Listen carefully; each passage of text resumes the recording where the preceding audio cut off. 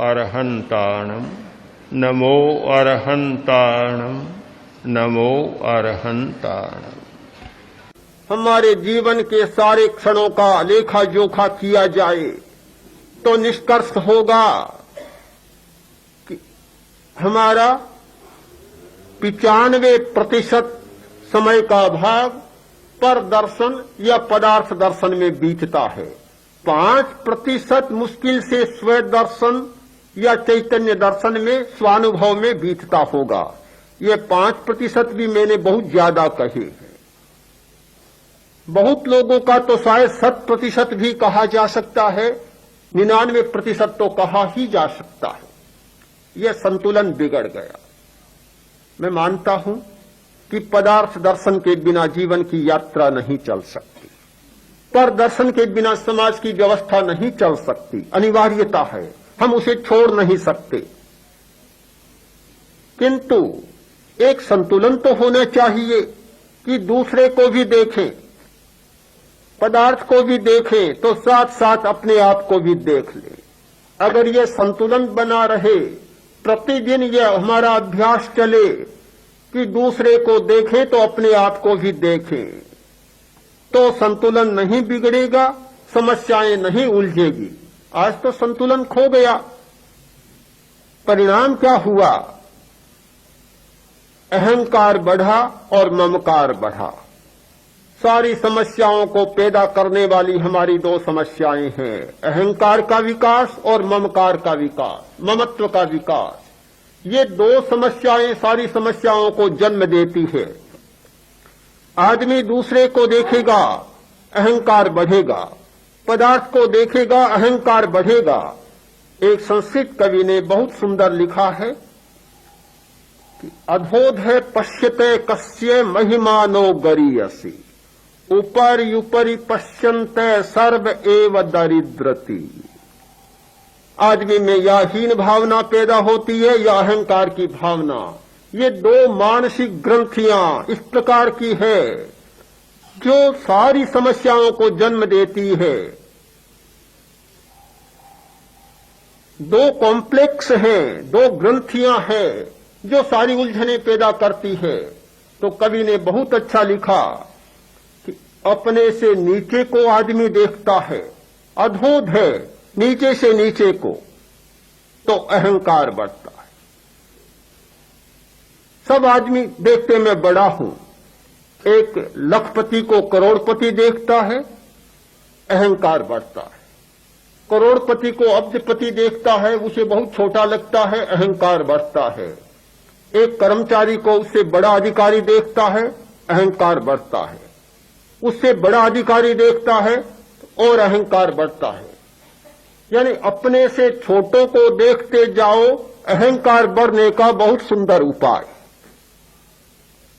किंतु ऊपर यूपरी पश्यन्ते, जब अपने से ऊपर के लोगों को देखना शुरू करो तो हीनता की भावना बढ़ने लग जाएगी। सर्व एव दरिद्रति, हर आदमी दरिद्र होता है। जब एक करोड़पति रॉकफेलर को देखता है, बिरला टाटा को देखता है, तो लगता ही नहीं कि करोड़ रुपया होना कोई बड़ी बात है, कुछ भी नहीं लगता, अपने आप को गरीब जैसा मानने लग जाता है। जब एक सैनिक सेनाध्यक्ष को देखता है तो कुछ भी नहीं। एक अधिकारी जब मंत्री के सामने जाता है तो अपने आप को हीन अनुभव करने लग जाता है। पदार्थ को देखने की, व्यक्ति पर को देखने की 2 फलिताएं, 2 अवस्थाएं फलित होती है, या अहंकार या हीनता की भावना। इसके सिवाय और कोई परिणाम नहीं आता। जब तक हमारी दृष्टि पर से उलझी रहेगी, जब तक हमारी दृष्टि पदार्थ से उलझी रहेगी, तब तक इस हीनता की ग्रंथि को और अहंकार की ग्रंथि को नहीं रोका जा सकता। ममकार भी बढ़ता है, पदार्थ के प्रति दृष्टि जाती है और ममत्व बढ़ जाता है। व्यक्ति के प्रति हमारी दृष्टि जाती है और ममत्व बढ़ जाता है। ये ममत्व, हीनता और अहं की ग्रंथि को समाधान देने का एक उपाय खोजा गया अध्यात्म के आचार्यों के द्वारा, और वह उपाय है स्व दर्शन। कभी कभी तो अपने भीतर भी झांक लिया करो। स्व को देखने का, अंतर दर्शन का, अपने आप को देखने का परिणाम होता है समता या परमात्म दर्शन। हमारे यहां भारतीय दर्शन में परमात्म दर्शन की बहुत बड़ी चर्चा है। बहुत लोग कहते हैं परमात्मा का दर्शन। एक बहन ने कहा मुझे कि मुझे परमात्मा का दर्शन करना है, भगवान का दर्शन करना है। मैंने कहा कर सकती हो, कि कैसे करूं? बड़ी उलझी हुई बात है। परमात्मा बहुत सूक्ष्म, परमात्मा अतीन्द्रिय। जिस व्यक्ति के पास अतीन्द्रिय चेतना जागृत नहीं होती वह परमात्मा को कैसे देख सकता है? पर निश्चित माने हमारी दुनिया में उपायों की कोई कमी नहीं है। कोई खोजे तो हर बात का उपाय है। बीमारी है तो उसकी साधना भी है, दवा भी है, चिकित्सा भी है, उपाय भी है। हर बात का उपाय मिलता है।